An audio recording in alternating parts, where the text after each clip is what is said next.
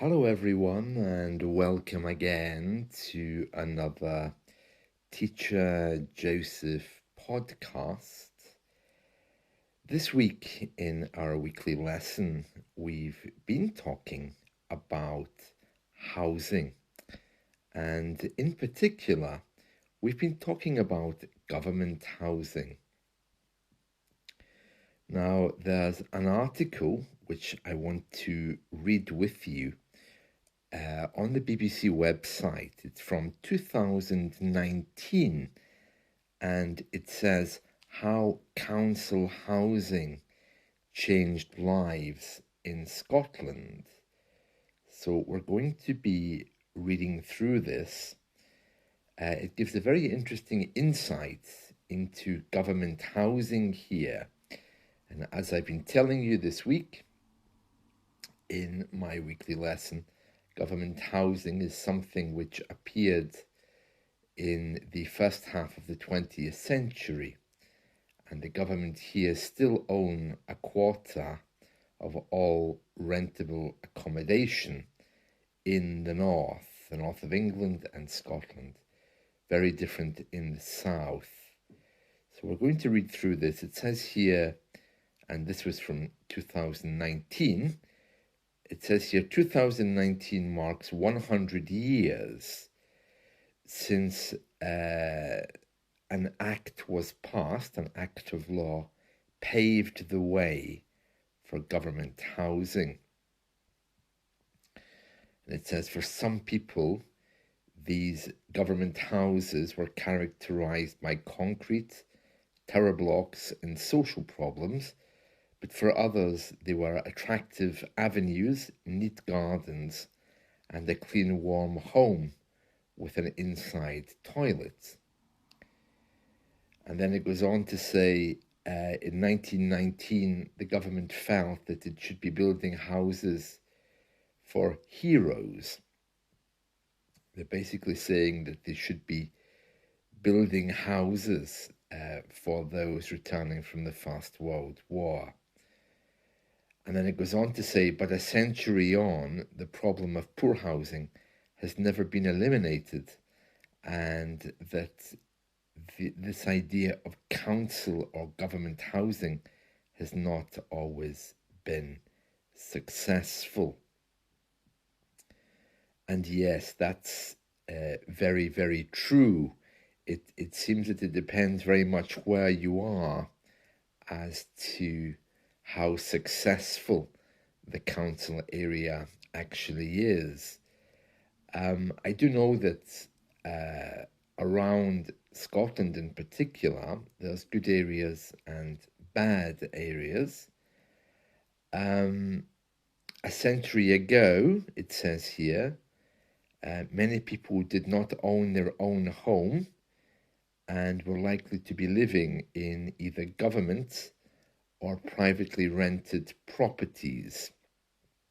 And as the government started to expand its number of properties, many people ended up living in government accommodation. There were all kinds of stories of poor housing and profiteering landlords, and that became a really big concern. Now, I know in my own family, I think around 1920, my great-great-grandparents had 10 of a family, and the way they were living was absolutely frightening. It was a two-roomed little cottage, and it looked awful. I mean, the sanitary conditions there were very poor, and a few of the children died. I'm thinking particularly of my great-grandfather's sister, Maggie. She worked in one of the local factories. She was only 19 years old, and she ended up dying due to, well, there was a complication of things, but one of the reasons was of the poor sanitary conditions. And then there was another one called Maria with very poor health, and she died in 1906, and she was only 16 years old. So stories like this dominated people's lives.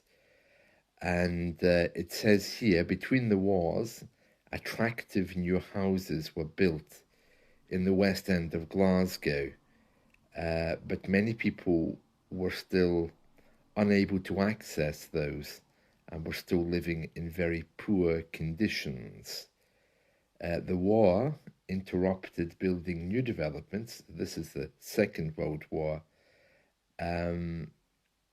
but it meant that many people were still living in abject poverty. It says here, by the 1950s, permanent council housing was being built again, low-story apartment blocks and semi-detached properties. That's the ones which are joined to the house next door. But these were not enough. Slum housing remained a problem. Tower blocks, which still exist today, gave part of a solution, but they could not offer a whole solution. It's worth remembering that many tower block tenants in the 1950s and 60s had an indoor toilet and a dry home for the first time. Yeah, that's another really frightening memory. Even when I was a boy, there were still some houses around which didn't have indoor bathrooms. It says here, however, some tower blocks quickly lost their desirability. They quickly got bad reputations. And right up until the 1970s, Glasgow's housing policies were dominated by the need to get rid of the 19th century slums, which had existed all around the city. Even in the early 1970s, it was still known for people to live in homes with an outside toilet. Oh yes, I remember those days. Across Britain, about 10% of homes still did not have an inside toilet. But research by Glasgow local government in the late 60s pointed to a higher number of people living in what would be seen as poor conditions. Yeah, so from the 1970s onwards, the emphasis changed towards the retention and renovation of what could be saved from older accommodation that the government owned.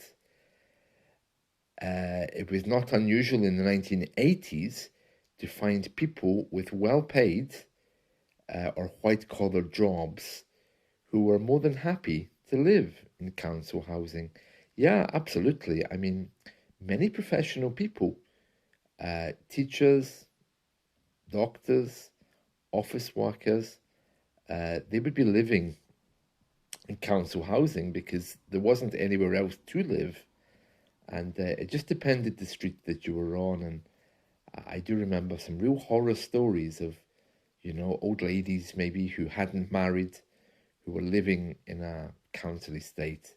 And as these estates grew worse and started to be controlled by drug barons or gangs or immigrants even, causing difficulties, these old ladies who'd lived in these estates all of their lives were forced out to relocate. Really tragic. That was during the 1990s, but these estates now are enjoying, I wouldn't say a renaissance, but they have better reputations than they used to have, although there's still a lot of poverty in some of them. It says here, when Margaret Thatcher came to power, two things changed.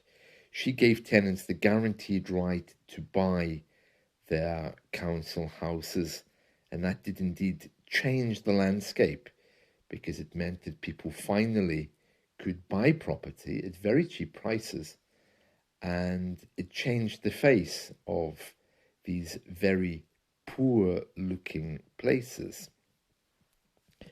It says those who had lived in their homes for many years received very significant discounts.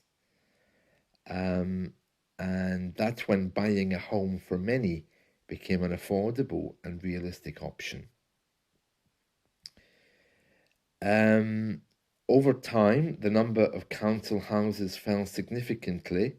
Waiting times for a home became longer. Campaigners highlighted the problem facing people in temporary, overcrowded, or simply inadequate housing. And the article goes on to say just what I've been saying. In recent years, rented housing from the government has enjoyed a revival, but not all of it is the direct responsibility of councils. Some local authorities, particularly around Glasgow, transferred their housing stock over to private housing associations. And I think that's probably something which is going to continue as more and more local governments declare themselves bankrupt. Others are now building council homes again. In 2017, part of Glasgow announced a plan to eventually replace its tower blocks as part of a large home building programme.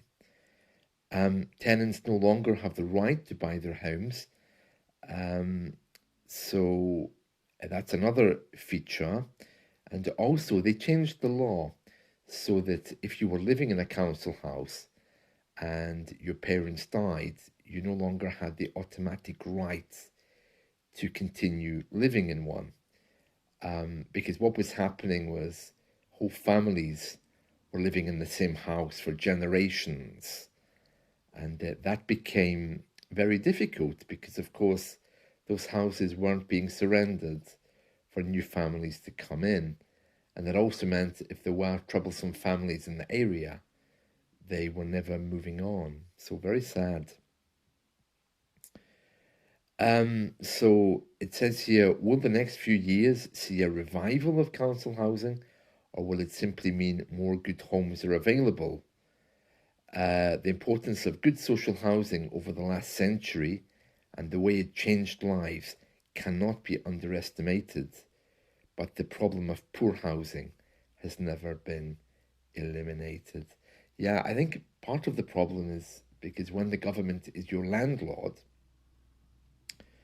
no real thought is given to the people because there isn't really a person there who's concerned about their accommodation and their investment. The government, of course, is concerned only about its own features. It's not like, if you own a house, for example, you think, oh, that house is mine. I want to make sure it's kept in a reasonable state. But with the government, all it has is employees who are just ticking boxes, who really don't care. So there's no real feeling of warmth in government housing because there isn't really a landlord who perhaps has any kind of care for his property. It's just the government.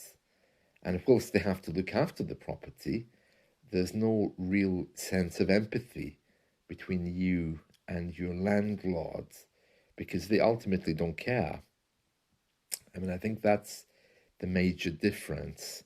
Even to get things done, you need to keep pushing them again and again in order for them to make basic repairs.